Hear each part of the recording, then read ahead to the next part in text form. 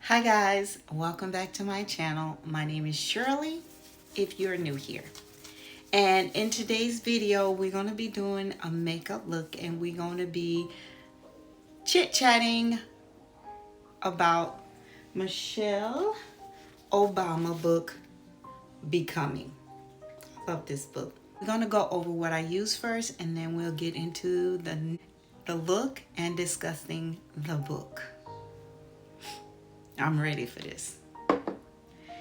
And I decided that I'm going to do like 5 chapters. So today I'm going to be going over like 5 chapters in the book, in the part where it said Becoming Me.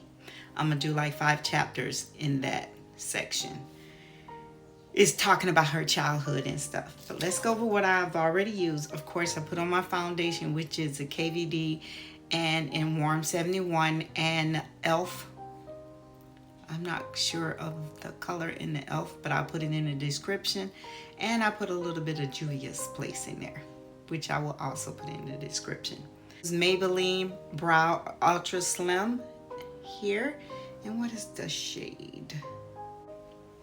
In the shade Black Brown. I used the Huda Beauty eyeliner, and it is in the shade Extreme Black on the bottom. And then I line my lips with Wet n Wild. It's eyeliner, but it is in the shade Dark Brown. So now let's get into the video and a little chit-chatting about this book. You know, every time I read a chapter in the book or I read a few lines, I have to stop and I meditate, like think on what she's saying, because me and Michelle is the same age. And I try to say, well, I can't remember. I'm trying to remember what I felt like at that age when she's telling the story. So I am contouring with Makeup Geek Deal Breaker. It's supposed to be a cheek blush, but it's dark enough to be a contour. I hope I'm going to be able to talk. And I have my notes, so you might see me look down to go over to the things that I wanted to remember to talk about in Michelle's book. Started out in chapter 1, like giving you a glance of her childhood. And she started by saying that they lived in an apartment above the aunt. And the aunt, this is Makeup Geek again, powder blush, and it's in the shade Desire. Only wanting to put a little bit of the blush on. But they lived on the floor above the aunt, and she could hear the aunt giving out piano lesson. And I was like, wow, I didn't get to experience any of that. I didn't know anything about apartment building because I was living in South Carolina, and it was a very rural area, like houses was miles apart, and you actually lived on the farm. And most of us lived on the farm that white people owned, and like my daddy actually worked for the person. We lived on his land. So I was just comparing our life together, but it still was a struggle for us all. And then she talks also, I'm about to get comfortable and not put on makeup. And she talks about during that time when they was living above the aunt, how we had lost Kennedy and we had lost Martin Luther King in an assassination. And the thing about that, I can't, and just like her, she's telling this story and I'm trying to remember. I just remember I was like 5. Going on 5 when Martin Luther King was assassinated, and when I remember when the president was too, before. Not remembered, but I remember the feeling the family had, like despair, like, oh my God, he's gone and everything's gonna stop. That we're not gonna get to a place where we want to be. That's the feeling. What happened? I was so scared, like people gonna start riding out on horses. I don't know. It felt like destruction was coming. That's the feeling I got when I was like 3 or 4, like something's wrong. And only reading hers brought back the memories of me, what I was thinking at that time. And she also talked about in chapter 1 where her mom and dad both work, but they made time for their children. Like the mom would take Michelle to the library and was starting to teach her how to read. The dad made time to take the boy and like to jazz and art, that take them both. There was still made the time to instill stuff into their kids. And that's wonderful. To me, all parents need to start focusing. All parents need to not make it everything about the kid, giving the kid everything, but giving the kids stuff they need to survive in this world, this time. And then she talked about, I hope you can see it. I ain't went too hard on it. I feel like I need to go. It's the way I put on my makeup. This is how this works for me. I work from the bottom up. You might have a different style on the way you do things that works for you. So this is how I do up. I haven't chose what lipstick I want. And she also talked about beginning piano lesson with the aunt. And she always had this thing about her that she wanted to show people she could do it. But now this aunt that lived upstairs, she was a no-nonsense kind of aunt, because I remember she said in one part that the aunt would be telling her student or the student parents good night when it wasn't nighttime. But you know what that means. Like, I'm done with this conversation. We're not talking anymore. So you might as well go to sleep. Good night. Because I'm done. And she said around about that time, the Chicago started separating. Where the whites, the Caucasians, was moving to the suburbs. And then the black was staying in these neighborhoods. Something to remember, because I remember we did not go to school with the Caucasian. We didn't. And I think I mentioned that earlier on in one of my videos. Like, I only met one white girl. She was in my class in the 5th grade. And her dad, the person who had the private school, rolled up over there and said, nope, she could go for free to my school, because she's not going to mingle with these blacks. That's how it was in South Carolina. So, and in the second chapter, Michelle went into, I'm going to get better at this the more I read and the more I do it. But the second chapter, Michelle just still talk about her childhood, but now she's in her early childhood where she's in school. And that's when she saw that people are started just not caring.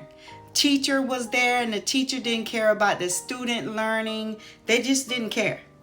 And they were mean. And when she got there, she was ahead of a lot of these children because her mom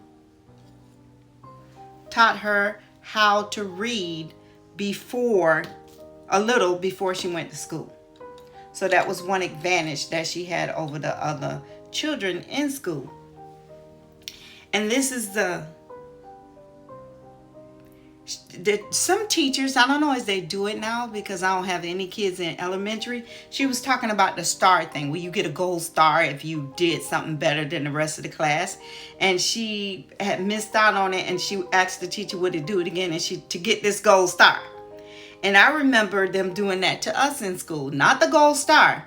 There were 5 tables in our room. Everybody started out at this big long table. During the time in school, you moved. You would go from that big table to this table to this table, and the children that was the smartest sat to the head of the class at their table. And you knew this. I don't know, is that a good thing or a bad thing? But you knew you was the smartest. Once you got there, you was among the smartest in the class. I remember that in my class, and I remember when the teacher started separating the table, and I was like, what is that? I want to say friend. When I discovered that my goal was I had to get to that table at the top of the class. By the end of the first 9 weeks or the first few weeks we was in school, you could see yourself moving. By the end of that 9 week, I was sitting up to the top of that class with 5 kids. I know with us sitting up there, we was the smartest in the class. And I don't know, is that a good thing to let kids know that, hey, you are top? But what it did is the teacher did not have to work with us as hard. Like, she could give us our work and we would do it. But she made time for the one. And by the end of the year, all of us was sitting at the table together again. Like, all of us got caught up and was on the same playing ground. But she was a black teacher, and this was an all-black school. And that's the one thing I don't think they teached us less. We might not have gotten the best books, but these teachers loved teaching us in South Carolina because they were black teaching us. But one thing she was saying, like, she had a teacher that didn't like children. They didn't like children. Why are you teaching? But back then, teachers used to make money. We saw them as people who making money. I think I'm gonna go with these colors, and maybe one down here. I'll let you know which one I decide to choose. I think I'm gonna go to the top. That look like it's gonna be too dark, so I'm gonna mix this one and this one. No name, this one and this one to go up here to the top. I always think that if you're going to teach, now they are losing a lot of teachers because they don't make that money. But if you want to be a teacher, please don't go in there for the money. Go in there because you love kids. Some people go into those fields and they don't love kids. I'm going to go in here. This is a crease brush. I don't know who it's by, but it's for the crease. And in chapter 3, she went on like the living condition was becoming worse in the South Side. And she talked about how the people wasn't taking care of the buildings like they should. So a lot of fire was breaking out in Chicago at this time. That it was almost a fact of life that there was going to be a couple of fires happening this week or more. It almost became used to it. Like she said, it was about a fact. It was a fact of life because people wasn't taking care of the buildings because they didn't care. They had slum holes and people failed to realize that human beings was living there. Still discriminating, and it was keeping the black down. This is what it made me thought about. Like, this guy got so upset because he said, I work hard. I work so hard to be a reporter, and then you want to tell me I shouldn't be blah blah blah. And it wasn't because of the color of my skin. Son. And if you pull yourself up by the string of your boots, but if you don't have boots, you can't pull yourself up by a string. If somebody is always taking your boots, if somebody is making it, you have to almost wade through hell to get your boots, you can't pull yourself up. If they're putting you in the slum and making it that you can't move out because you're not making the money, you're not, like, they don't get it. Like, okay, you give me $2,000 and you give the Caucasian lady $2,000 back then, and you say, oh, they're building suburban houses over there. You guys should go purchase one. When she get there, they're like, oh my God, you got $2,000 and you Caucasian. Move on in. When the number one rule was blacks couldn't move in it. I had the $2,000, but I wasn't allowed to live there. So they always had their knee on our neck. They always had the knee on our neck. And I think a lot of people should read Michelle's book because she'll give you some insight on it. But you got to be open-minded and listen, because the first thing somebody tell themselves is that that's not true. I even had to take breaks from reading this book because it brought all kind of memories flooding through my head about the discrimination that goes on. And you know what is discrimination was put in place, especially in the USA, to keep the blacks down, to keep the brown skinned people down. Like they think that is where you belong. And people don't believe that you have to work twice as hard or 3 times as hard as your counterpartner. They don't believe that. And she said they even go so far to say it's like, and we need to start this as black people too. If someone speak properly, or and some people put a little accent on their voices so they can sound like this, and and they do that. Oh, you trying to be, just leave us alone. Let us just do what we want to do. But she talked about how our speech separated us. You couldn't, when you was with us, you had to talk, girlfriend, hey, and yeah, you had to speak the way we spoke when we was with the blacks. Then when you go with the white, you got to speak the way they speak. If you get a job. She was even talking about how they discriminate with the way you speak. You better not have an accent back then. And they look at it now. And the sad thing you look at is she's talking about this in the book. And it still goes on today. From the 70s until now, some things has changed, but it still goes on today. And that's sad. I think I'm going in with this. I don't want to put too much, but I'm going right here with this, just a little. And then in chapter 4, she's getting older and she's becoming she turned 14 in chapter 4. And I laughed so hard because she talks about how you think you're halfway grown because you ain't got but 4 more years before you 18, or you're 2/3 of the way grown. So now you got to walk a little different. You got to act a little different. I remember me going through that, like, okay, girl, I'm almost grown. That her parents was engaging in their lives. They provided support, love, and guidance, and they listen to what their children had to say. Not like they coming in like the kids today telling them about what a teacher don't like me. But that they kids could come to them and talk to them, and they was there for their children to support them. And you have to support your child, because if you don't, somebody else will, and it might not be the person you want to support them. And I know this one lady talking about supporting your kid. She said, I want to get y'all ready. Y'all ready for this? She said in church, and she apologized for it now, but the kids are grown. She said that when her kids was little, she did not believe anything they said to her. They could not come to her and tell her anything on an adult.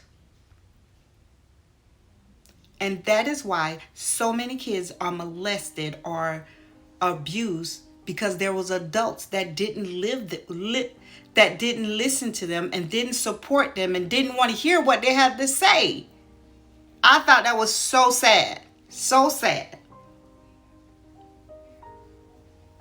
That she could say that. She said, I didn't listen to them. Sorry. I didn't listen to them. I didn't believe anything they would tell me. Not on an adult. And I was like, where did you get that from, girlfriend? And it reminded me of a story of myself. You know, they say it take a village to raise kids. And that's true. You need somebody to help you. But you don't believe everything they say. Because me and my friend went to the library. They was having a trip around the world. And I think I told that story in my one of my other videos. And they had a trip. The school was saying it was a trip around the world, but I was skeptical about that because I was like, how are we gonna go around the world and get back here before school get out? But I was intrigued. I took my dime to school that day to ride the bus around the world. But my friend didn't have her dime. So, back in the day, you wasn't allowed to ask no man for no money. Because my grandma always said they want something. So you don't ask them for money. But she said, I can ask him because he's my cousin. So my girlfriend went over and asked her cousin for 10 cents. I know it didn't feel right. So I'm standing all the way to the door while she went in there to ask him. I'm standing like, because I ain't no part of this. And I told her, I said, my mama would tear me up if I go over there and ask my cousin for 10 cents. She told me, oh, my mom ain't gonna care. So we went there, she went in, she got the 10 cents, and she went around the world, and they only went around the school and talking like this is Italy, this is France, some crazy mess. They took out 10 cents. Then the teacher explained, but if it was 10 cents, you wasn't going around the world. I said, I did suspect we wasn't, but you should have said we're going to take y'all around the school. We still would have paid the 10 cents. But when we got home, let's say it was Friday, we went around the world. Saturday, this lady showed up to my mom's house. And she's telling her that her daughter took 10 cents from the cousin to go around the world. And Ann was with her.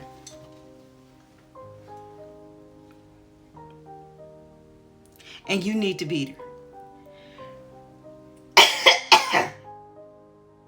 Yeah, you need to beat her. Because I gave her a whooping of her life. And my thing was to my mom, yes, I was with her. I didn't go in with her. I didn't ask him for 10 cents, but I still got a whooping. I was so upset about that.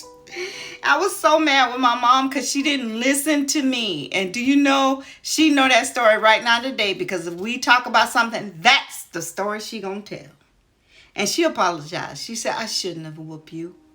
Because you had nothing to do with that. And that was the mentality of some blacks. They didn't listen to their children. Well, now I done rant about my childhood. Let me finish up this look and the book. Not the book. I'm only going to chapter. I decided to only do 5 chapters at a time. So next week I'll be doing from 6 to 10. The next video, 6 to 10. So believe in your kids. Encourage them. And listen. You should know your kids well enough to know if they're lying to you. We're going into chapter 5. She talked about her high school now. She's in high school. She was questioning herself about, was she as good as her counterpart, the people on the other side? Was she as smart? Was they as smart as them? Because the system had let them down. They didn't have the same opportunity as the white side.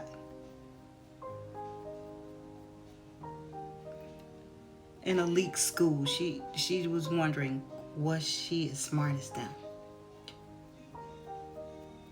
And I think here, because I want to stop at a certain point, she actually got into Princeton, and she's going to tell a story about how we question, are we good enough? Are we smart enough? And then you get to the table and you realize you're smarter. A lot of them got here because of the color of their skin, and they're not as smart as you. Some of them are, but they're all not. And I'm going around the eye with this shade. And she was saying that she got accepted into Preston, and then how her parents actually invested, they gave their kids quality time to make sure they had a quality education. Like, they was there, even though they had to work, even though they had to do all this other stuff, they made time for their children. And that's what all of us need to do. When you got kids, you can't just put them out there on the street with the wolves. You have to make time for your kids.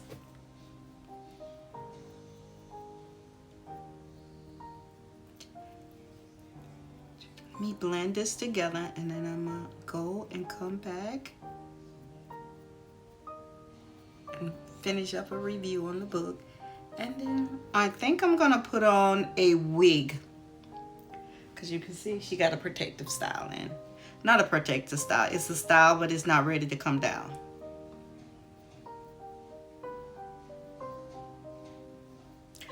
And this is the palette I used, was a Juvia's Place Nubian 3 Corals. This is one of my new one. That's a beautiful look here on her. I was gonna do that, but I was like, I always do browns and stuff. I'm gonna let it go, let it go. That is beautiful. Now I want to put something. You think it'll clash? I want to put a little bit. Let's see what that'll do. I want to put a little bit of this right here.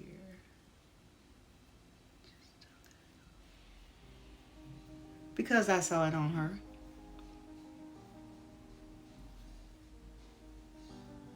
Have fun with your color. Do what you want to do. That's what I always say. When you putting on makeup, do what you want to do. It's your thing. I ain't gonna say the rest. But do what you want to do.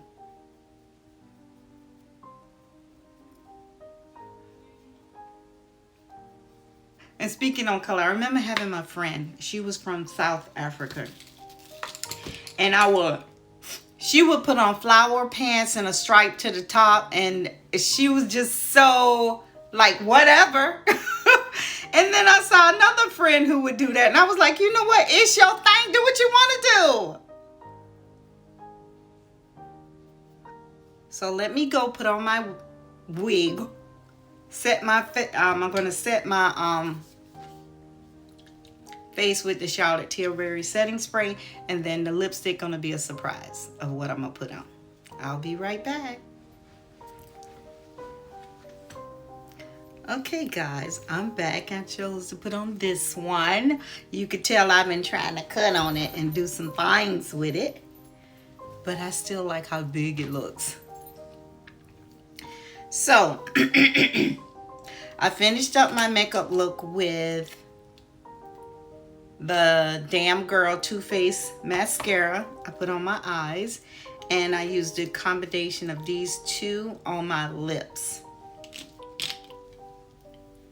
So I hope you guys enjoyed the going over the book, Becoming Michelle Obama. And my suggestion is everyone should read this book, because it'll bring light to some of the questions, and you could see through the eye of someone else what was going on at that time. Because a lot of people don't believe it. Don't believe it. Because life with them was different.